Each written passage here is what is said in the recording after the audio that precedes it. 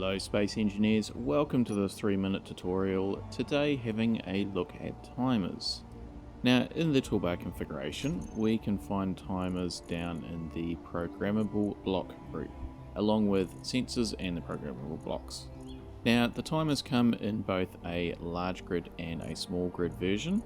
There are indicator lights on the front and rear sides of the large grid timer and on all 6 sides of the small grid. The red means that it's either turned off or has no power, and green means that it's turned on. The alternating teal and blue light means that it is actively counting down. First of all, I'm going to go into this left hand block and turn it back on. Then I'm going to go into the setup actions menu.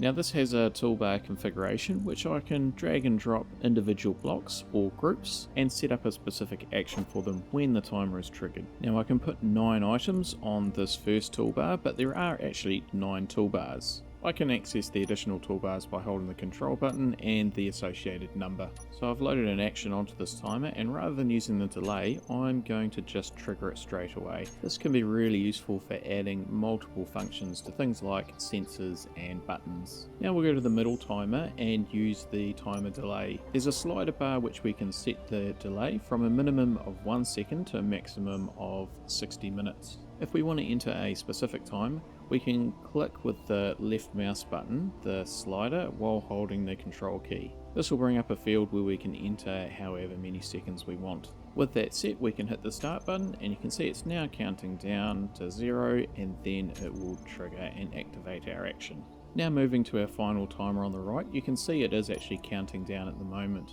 We can pause this by turning the block off, and then resume it by turning the block back on. By stopping the timer, we will reset the countdown.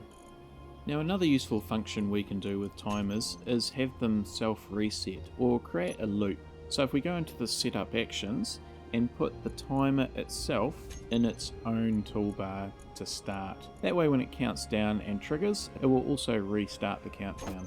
Now I'll start this timer, and this is an example of a setup that I quite often use on my bases and in my ships, as I inevitably leave doors open, and this is quite a good way to shut them behind me. So every 10 seconds this is going to trigger all the doors to shut, and then it will restart the timer. So if I go through and leave these doors open like I always do, then at some point they will just shut by themselves.